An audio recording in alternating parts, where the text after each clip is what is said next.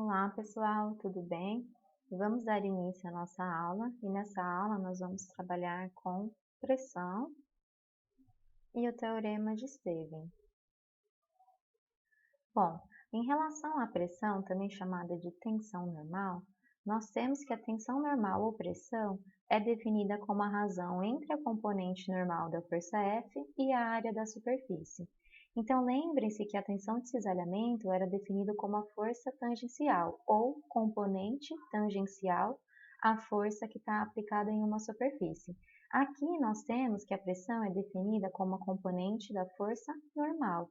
Então, aqui por isso está representada por Fn, e assim a gente tem então que a pressão é a força normal dividida pela área, tá?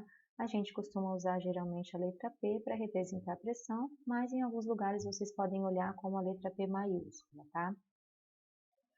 Bom, como que a gente pode entender fisicamente a pressão? Aqui a gente pode imaginar que a gente tem dentro deste cilindro um certo fluido, tá? Com um ângulo, né, que está então sendo utilizado para poder vedar esse cilindro. E a gente pode imaginar que aqui nós temos, obviamente, essas partículas em movimento, tá? Como a gente pode ver aqui por esse GIF animado.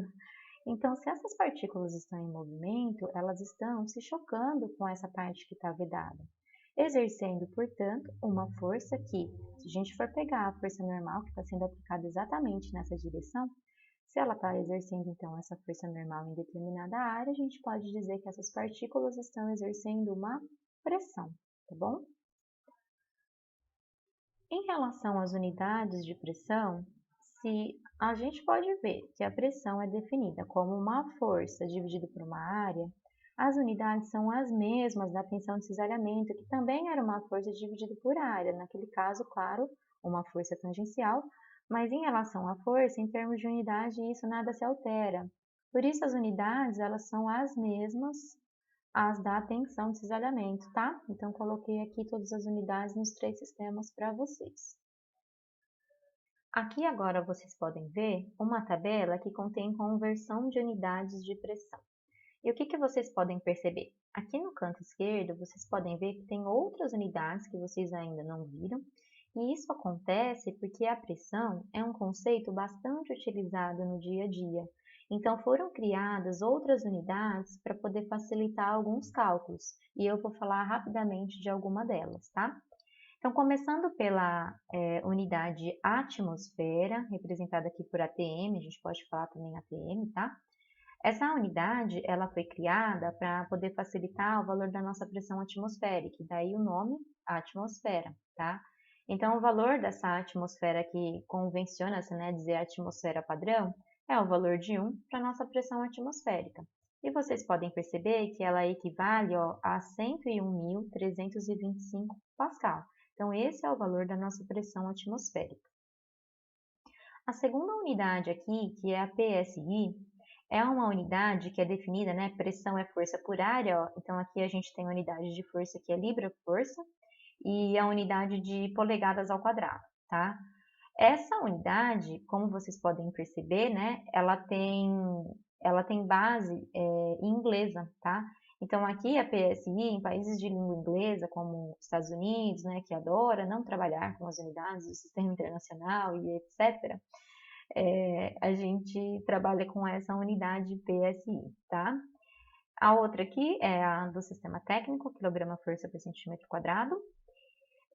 A quarta unidade, que é o bar, aqui, bar, ela também é uma unidade, ó, vamos prestar atenção nessa unidade para vocês entenderem. Ela tem o valor de 1 bar, mas esse valor de 1 bar é praticamente o valor da atmosfera, tá? Vocês estão vendo que a conversão, ela é praticamente igual, tá? Ó, 1 aqui, 0,98, tá? E aqui o valor de Pascal é quase o mesmo. Inclusive, eu tive que corrigir aqui, tá, pessoal? Porque eu vi que essa tabela estava com um erro. Então, aqui, valor de 100 mil, aproximadamente 101 mil, tá? Então, o valor de bar é praticamente da atmosfera, mas não são a mesma unidade, tá? Só para deixar isso claro. A outra unidade que está aqui, que é a milímetros de mercúrio, tá? Essa unidade foi criada principalmente depois da experiência de Torricelli, em que ele utilizou uma coluna de mercúrio para poder medir a pressão atmosférica. Então, essa unidade, ela sempre trabalha com um comprimento, ela é escrita assim, tá? Com um comprimento antes, que se refere à coluna, né, medida em certo comprimento, e vem um fluido correspondente depois. Então, aqui no caso é milímetros, correspondente a esse comprimento, e o fluido é um mercúrio, Hg. Seguindo a mesma linha de raciocínio, a gente também tem a unidade, ó, metros de água, que convenciona-se dizer metros de coluna d'água, tá? Então, aqui, ó, metros, novamente unidade de comprimento, e o fluido ao lado correspondente. Mesma coisa para essa, em que a gente tem aqui polegadas de mercúrio, e a última que você já conhece, que é Pascal. Bom, aqui eu deixei um exercício rápido para vocês, só para vocês entenderem como que vocês vão fazer o cálculo de pressão, tá? Então, a gente tem um fluido cujo peso é 20 newtons, está no interior de um cilindro de área do fundo de 0,2 metros ao quadrado. Calcule a pressão que o fluido exerce no fundo do recipiente. Então, vamos lá. Aqui coloquei para vocês esse cilindro, né? Então, a gente pode imaginar que a gente tem o fluido aqui dentro e ele está exercendo um peso de 20 newtons e nós temos essa área do fundo de valor 0,2 metros ao quadrado. Então, já foi fornecido o valor da área, tá? Não precisa calcular. E se a gente quer calcular essa pressão, a gente sabe que a pressão é definida como a força normal dividida pela área, tá? E a gente vai se perguntar, que força normal é essa? Bem, a gente sabe que a gente tem aqui, a gente tem essa setinha, gente, que está indicando justamente a direção da força-peso, tá? Então, nesse caso, a força-peso justamente é a força normal que a gente vai substituir aqui para conseguir, então, calcular a pressão. Então, a pressão vai ser calculada pelo peso dividido pela área. Prestem atenção que não estou usando a letra P para peso, para vocês não confundirem com pressão, tá bem? Então, continuando, nós temos a força-peso de valor 20 newtons, dividido pela área 0,2 metros ao quadrado. Fazendo esses cálculos, vai dar 100 newton por metros quadrados ou simplesmente Pascal. Então, está resolvido o exercício. Agora nós vamos entrar em um tópico de fenômenos de transporte que recebe o nome de hidrostática, tá? Hidro, né, refere-se aos fluidos e estática, que seriam fluidos em repouso ou em equilíbrio, tá? Melhor assim dizendo. E dentro desse tópico nós temos o teorema de Stevin, que inclusive está representado aqui abaixo por essa equação, que eu já vou explicar para vocês, mas o teorema diz o seguinte: a diferença entre as pressões de dois pontos de um fluido em equilíbrio é igual ao produto entre a massa específica do fluido, a aceleração da gravidade e a diferença entre as profundidades dos pontos, tá? O que significa isso? Ó, a gente pode olhar para a nossa expressão aqui, a gente tem PB, que é a pressão no ponto B, tá? PA, pressão no ponto A, e aqui o produto de ρGH. Se a gente joga esse PA para o outro lado, a gente vai ter PB menos PA. Então, a primeira parte aqui do nosso teorema já diz isso, ó, a diferença entre as pressões de dois pontos de um fluido. Então, a gente tem PB menos PA igual a ρGH, que é justamente o produto da massa específica, a aceleração da gravidade e a diferença entre as profundidades dos pontos, que está representada aqui pela letra H. Então, para a gente chegar nesse teorema, pessoal, deixei esse espaço justamente porque eu vou deduzir aqui o teorema até chegar nessa equação, tá? Então, para a gente conseguir entender como que Stevin chegou nesse teorema, nós vamos pegar um recipiente que contém um certo fluido e colocar dois pontos A e B aqui, ó, que estão justamente separados por essa diferença de profundidades, né? Ou simplesmente uma distância dada pela letra H, tá? Além disso, nós vamos considerar que esse fluido possui uma massa específica ρ, tal como entra aqui na própria expressão. Então, por isso, depois vocês vão entender onde eu vou entrar com essa massa específica. E para isso, nós vamos imaginar o seguinte: nós vamos retirar aqui, tá, desse fluido, uma pequena amostra que é dada através desse cilindrinho, em que nós temos os dois pontos A e B colocados exatamente em cima da base superior e da base inferior, tá? Então, em cima desse cilindrinho, nós vamos verificar quais forças estão atuando nesse cilindrinho, para depois a gente aplicar os princípios da estática e conseguir chegar no teorema de Stevin. Então, vamos lá. A primeira força que a gente pode imaginar, que está sendo aqui atuada neste cilindrinho, né? Estamos na Terra, considerando a aceleração da gravidade, nós temos um fluido que tem uma certa massa m. Portanto, aqui, no fundo desse cilindrinho, nós podemos dizer que existe uma força peso aplicada aqui nessa direção, né? Sempre para baixo, que é direcionada para o centro da Terra. Então, nós temos essa força peso que eu estou representando aí por mg, tá? Agora, na parte de cima, exatamente em cima aí da base superior nesse ponto A, nós temos essa força nessa direção. Vocês sabem que força é essa? Pois bem, se a gente pensar o seguinte, tá? Nós entendemos que o nosso fluido, ele é composto por pequenas camadas, tá? Então, a gente pode pensar que exatamente em cima dessa base, nós temos aqui, ó, uma parte do fluido que está exatamente em contato com essa base. Toda vez que a gente tem contato, a gente tem uma força normal. Então, essa seta que está representada aí em roxinho é a força normal exatamente em cima do ponto A. Assim como a gente tem também na parte de baixo, né, a parte da base inferior, ela está em contato com o fluido, então a gente tem uma força normal aqui no ponto B.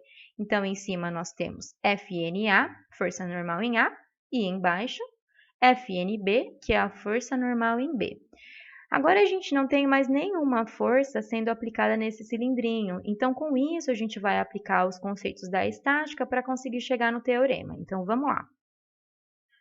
Bom, estática a gente sabe que significa equilíbrio, então a gente tem o equilíbrio dessas forças, tá? Equilíbrio de forças me garante afirmar que a soma de todas as forças que estão aplicadas nesse cilindro, elas precisam ser iguais a zero, tá? O que me garante o equilíbrio. Pois bem, então agora a gente vai pegar essas forças e colocar aí todas igualadas a zero. Primeiramente, eu coloquei aqui para vocês o sistema XY para vocês entenderem o seguinte. No eixo X a gente não tem nenhuma força, certo? Porque a gente não tem nenhuma força aqui na horizontal. Mas no eixo Y nós temos 3 forças, certo? E aí, baseado aqui justamente nesse sentido do eixo Y, tudo que está para cima vai ter sinal positivo e as forças que estiverem para baixo vão ter sinais negativos. Então, vamos já verificar aqui para vocês verem antes de eu soltar aqui a fórmula. Então, vendo que para baixo, que vai ter sinal negativo, vai ser a força normal em A, assim como a força peso. E a única com sinal positivo vai ser a força normal em B. Então, vamos escrever isso, ó. Força normal em B positiva, menos a força normal A, menos a força peso. Não temos mais nenhuma força, então nós já igualamos isso a zero, tá bem? Bom, agora eu só vou aqui jogar esses termos FNA e MG para o outro lado, porque né, não gostamos de termos negativos, então só para a equação ficar um pouco mais simpática, eu vou jogar esses dois termos para o outro lado. Então, eu mantenho o FNB deste lado, jogo igual, se eu jogo para o outro lado, elas ficam positivas. Então, eu fico com FNA mais MG, tudo bem? Agora, continuando. Se a gente tem essas forças colocadas dessa forma, tá ótimo, né? Quando a gente trabalha com mecânica de corpos extensos, as forças elas definem muito bem o sistema. Mas quando a gente trabalha com fluidos, é muito mais comum a gente trabalhar com o termo pressão do que com força normal, tá? Por quê? Porque existem muitos equipamentos de medida de pressão e com isso acaba facilitando os cálculos. E não é à toa aqui que no próprio teorema vocês podem ver que está pressão e não está força. Então, como é que a gente vai aqui transformar essa força em pressão? Simples, usando o conceito que a gente aprendeu no início da aula, certo? Pressão é a força normal dividida pela área. Então, agora eu vou escrever a força normal em B em A como o produto da pressão pela área, tá? Então, é isso que eu vou fazer. Se a gente multiplica aqui em cruz, a gente tem que a força normal simplesmente é P vezes A. Então, eu vou escrever isso aqui. Ó, força normal em B é a pressão em B vezes a área. Mesma coisa para a força normal em A, PA vezes a área, mais MG, que a gente ainda não mexeu. E aí, a gente já está aqui, ó, quase chegando no nosso teorema, tá? Tá quase, né? Mas vamos ver agora o que a gente precisa fazer para a gente poder alterar aqui esses termos, tá? Bom, Dei um giro aqui na massa específica para agora vocês se atentarem também ao seguinte. Vocês estão vendo que a gente está trabalhando com massa aqui, mas assim como a força não é comum ser trabalhada em fluidos, a gente substitui pela pressão, a massa também não é muito comum. A gente geralmente trabalha com as propriedades dos fluidos e nesse caso a gente consegue reescrever a nossa massa específica em termos da massa, certo? Se a gente lembrar que a nossa massa específica é a razão entre a massa e o volume, vamos fazer a mesma coisa que a gente fez com a pressão. A massa é o produto de ρ vezes V. Então, é isso que eu vou fazer. Eu vou substituir a minha massa pelo produto da massa específica e o volume. Então, ó, sumi aqui e reapareci, trocando então a massa por ρ vezes V, certo? Pois bem. E agora a gente consegue ver o seguinte, a gente está quase chegando no teorema, né? Exceto pelo fato que tem esses As aqui, nada a ver, tem um V aqui, não tem. Então, o que a gente vai fazer? A gente vai substituir este volume, que corresponde ao volume deste cilindrinho, tá? Pela expressão mesmo do cálculo de volume. Aí vocês vão ter que se lembrar o seguinte, cálculo de volume de cilindro é o produto da área da base vezes a altura desse cilindro. Então, é isso que a gente vai fazer, substituir o V por A vezes H. Então, vamos lá, ó. Troquei aqui V por A vezes H, usando a fórmula do volume, e agora sim a gente chega no ponto em que chegamos ao teorema de Stevens. De que forma? Quando a gente tem esse A aqui, ó, em todos os termos da nossa equação, a gente pode cancelar. E depois dessa chuva de cancelamento, nós finalmente chegamos ao teorema de Stevens, tá? Representado por PB igual a PA mais OGH. Conseguimos. Eu vou explicar daqui a pouquinho como vocês trabalham com ele, mas basicamente a gente pode considerar que a pressão no ponto B, aqui para facilitar até para vocês memorizarem a fórmula, tá? É a pressão que está no ponto mais abaixo, então B de baixo, tá? PA é o ponto que está acima. E aqui a gente tem a parte correspondente à parcela do fluido, que tem uma massa específica, está sujeito a uma gravidade, e tem aqui essa diferença de altura entre esses dois pontos. Aqui vocês vão ver que existem outras formas ou outras maneiras de se escrever o teorema de Stevens, tá? Então, aqui está a forma que a gente acabou de trabalhar, tá? Mas dependendo dos termos que estão aqui, vocês conseguem ver outras formas de escrever esse teorema. Como assim? Por exemplo, se vocês perceberem que aqui vocês têm um produto de ρ por g, tá? Lembrem-se que sempre que eu reforcei com vocês sobre as propriedades dos fluidos e da importância de vocês estudarem essas propriedades, é porque uma hora ou outra elas vão acabar aparecendo. E é esse o caso. E aqui vocês tinham que se lembrar que o produto de ρ por g é simplesmente o peso específico, representado por gama. Então, esse teorema consegue ser reescrito como PB igual a PA mais gama vezes H. Então, essa é uma nova forma. Outra forma que vocês podem ver é simplesmente o PA sendo jogado para o outro lado e aí fica PB menos PA, tal como eu já tinha explicado antes. Só que aí, como a gente tem uma diferença de pressão aqui, muitas vezes esse termo é definido como ΔP, que é uma diferença de pressão. E aí, então, vocês podem ver escrito como ΔP é igual a gama vezes H, ou, novamente, na forma ρGH, e aí fica ΔP é igual a ρGH. Então, essas são formas diferentes de vocês verem o teorema de Stevens. Agora, a gente vai ver aqui as consequências do teorema de Stevens, tá? A primeira consequência diz o seguinte, a pressão no interior de um fluido aumenta com a profundidade. Isso a gente pode entender usando esse esqueminha aqui, né? Então, lembrando que em B a gente tem a pressão no ponto B, em A a pressão no ponto A, que está acima, e a parcela de fluido, né, acima desse ponto B, que é ρGH. Pois bem, nós entendemos o seguinte, tá? Conforme a gente aumenta esse H, obviamente, a pressão no ponto B, ela tem que aumentar, né? Se uma vez o ponto A for fixo e tem uma pressão aí constante, a gente tem, então, que aumentando essa altura ou essa profundidade, a pressão no ponto B, obviamente, irá aumentar. Então, é fácil entender essa primeira consequência. Segunda, a pressão no interior de um fluido aumenta com a massa específica. Mesma coisa, a massa específica, se a gente tiver um valor cada vez maior aqui, né?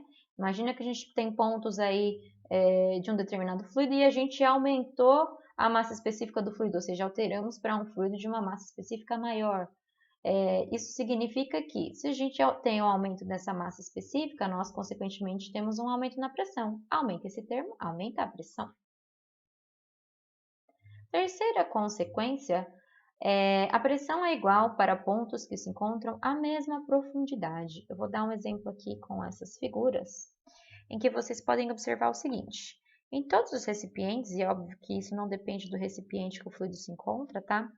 Se a gente tem pontos que estão à mesma profundidade, ou seja, eles estão à mesma altura um do outro, tá? A gente pode perceber o seguinte: se a gente fosse aplicar aqui o teorema de Stevin para esse recipiente e para os outros dois também dá na mesma, na hora que a gente for escrever H, quanto que é H? Qual que é a altura entre A e B? Ou seja, a profundidade. Não tem altura nenhuma, né? A altura é zero, porque eles estão aqui a uma mesma altura. Então, esse termo aqui desaparece, o que me garante afirmar que sobra apenas PB igual a PA, e aí a gente conclui que a pressão é igual, tal como diz o teorema, para pontos que se encontram à mesma profundidade. Agora eu vou apresentar exemplos para vocês de aplicação do teorema de Stevin, tá? Então, esse primeiro exemplo diz o seguinte, né? Na verdade é uma pergunta, ó. Em qual cidade A ou B a pressão é maior? Na cidade A ou na cidade B? Aí vocês podem se perguntar, tá, mas cadê o fluido, né? Onde está o fluido para a gente aplicar o teorema de Stevin e calcular essa pressão?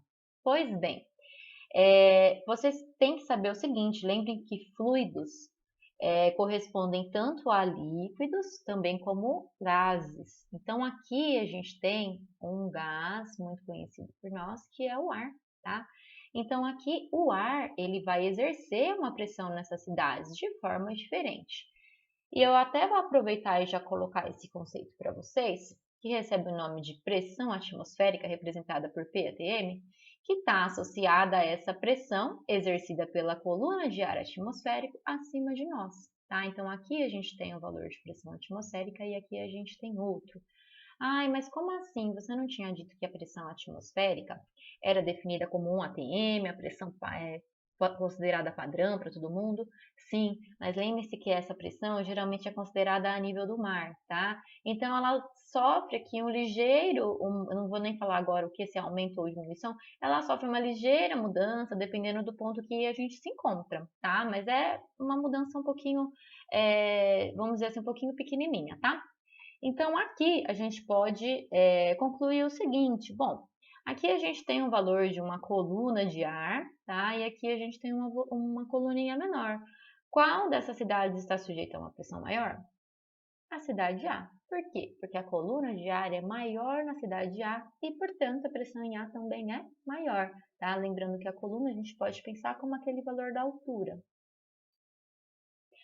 E aqui eu coloquei para vocês o esquema do recipiente de um fluido, né, com os pontos A e B, né, esquema já manjado aqui, em que, por exemplo, se a gente quiser aplicar o teorema de Stevin, né, para calcular a pressão desse ponto B, mas esse ponto A não for conhecido, e vamos imaginar que esse ponto A está imediatamente acima aqui dessa superfície livre, ou seja, em contato com o ar, tá? Então a gente pode passar esse ponto aqui para cima, e aí a gente pode simplesmente dizer que a pressão nesse ponto A corresponde à pressão atmosférica, tá? Porque é uma pressão conhecida, e em muitos casos a gente vai trabalhar dessa forma. Exemplo número 2, nós vamos agora fazer uma análise da pressão em 3 diferentes pontos desse esquema aqui, desse fluido que constitui aqui este recipiente, tá? Então, primeiramente, eu vou esquecer um pouquinho o ponto 1, eu vou falar dos pontos 2 e 3. Então, a gente tem que imaginar o seguinte, se eu fizesse um pequeno furinho aqui nesse recipiente, no ponto 2, e um pequeno furinho aqui no ponto 3, qual seria o ponto que teria um jato aqui maior? O ponto 2 ou o ponto 3? Alguns segundos para vocês pensarem. E já vou falar a resposta. Bem, aqui já está o esquema com o exemplo. Vocês podem ver que em 3 a gente tem um jato aqui maior, tá? Porque ele tem um maior alcance, tá? Concluindo que a pressão no ponto 3 é maior que no ponto 2. E isso a gente já tinha visto, né? Uma vez que a pressão no interior de um fluido aumenta com a profundidade. Ponto 3 está mais profundo que o 2, então tem um jato aqui maior. E agora, por que eu coloquei essa moça com essa seringa? Eu já vou explicar para vocês. Agora vamos ao ponto 1, tá? Esse ponto 1, se a gente então fizesse um furinho aqui, tá vendo que esse ponto 1 aqui, ó, ele teve um jato para cima, esguichou aqui fluido para cima. E eu quero explicar isso para vocês também não se confundirem. O que que acontece? De fato, vai ter aqui uma altura de fluido, tá? Ou seja, vai ter esse esguichamento quando a pressão no interior deste fluido superar a pressão atmosférica, tá? Então, a gente conclui que a pressão dentro desse fluido ela é maior que a pressão atmosférica. E aí, realmente, esse jato esguicha. A gente pode pensar o seguinte, se essa moça aqui não apertar essa seringa, esse fluido ele vai ficar no mesmo lugar.